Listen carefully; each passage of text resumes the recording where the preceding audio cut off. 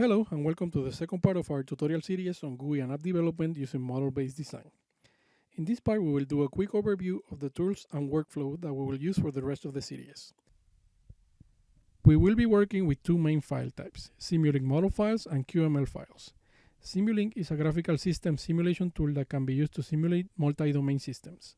It's widely used to model control systems and it includes a code generation toolbox that allows users to deploy the model to different target processors. This method is called model-based development, or more recently, model-based design, and it is widely used in the automotive and aerospace industries.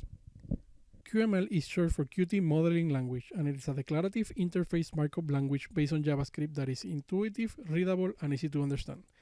It was created by the Qt company as an extension of its multi-platform framework.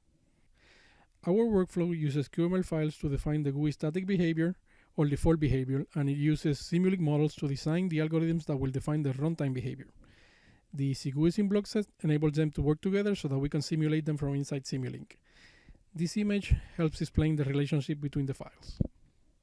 A property defines a QML object attribute. For example, width, length, and color are all properties of a rectangle object.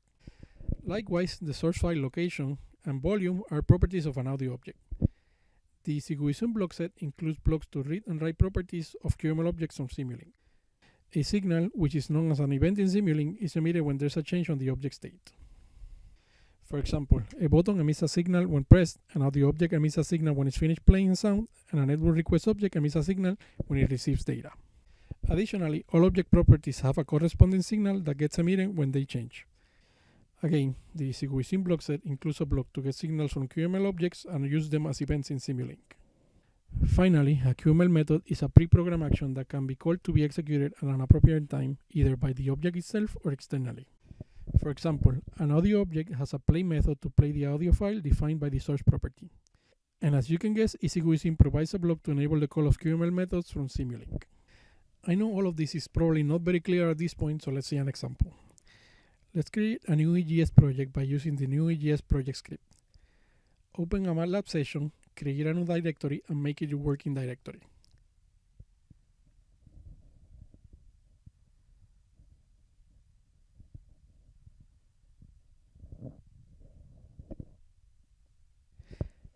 Type new EGS project and the desired project name as a function argument. Use this script anytime you want to create a new EGS project because it will have all the correct options and it will make it much easier to go from there. You see that the script created two files and one directory. The first file is a Simulink model with your project name and the other file is named main.qml. Open the model file and you will see a few blocks from the EGS library. On the upper left is the QML setup block. This block defines your entry file. This is the first file that gets loaded when the simulation starts. The other blocks on the top level are two signal blocks and two function call subsystems. If we go inside the function subsystem closest to the button, we can see that there is a method block inside. This block calls a method from a QML object. There are similar blocks for properties and other types, but this should be enough as an overview. EasyGUISM includes a QML editing tool, and to launch this tool we have to use the edit QML command. From the MATLAB command window, let's type edit QML space main.qml to edit the main QML file.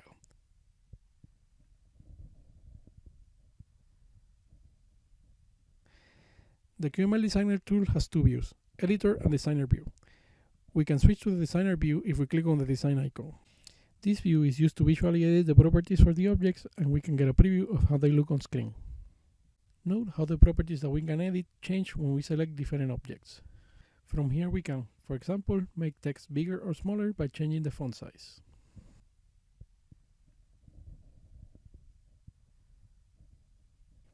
Now we can go back to the text editor site and we can see that we can also change the font size from there. We will go into much more detail on QML files and the editor on the next part of the tutorial, but for now, let's change the font size to 30, save the file, and go back to Simulink. Now let's start the simulation. And we can see that the text is relatively large. Let's stop the simulation and go back to our QML designer and reset our value to the default.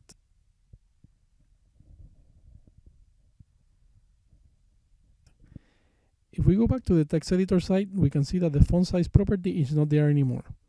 In QML, we only need to enter non-default property values. Now we go back to Simulink and run the simulation again, and we can see that the text is now smaller.